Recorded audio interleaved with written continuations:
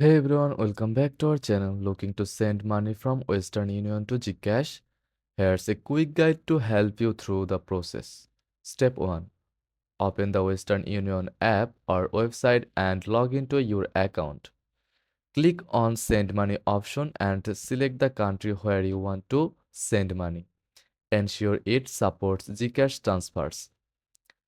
Enter the amount you want to send. Western Union will calculate the applicable fees for the transfer.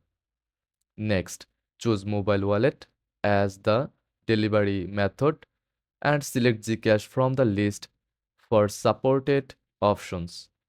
Choose how you'd like to pay via bank transfer, debit or credit card, or cash at an agent location.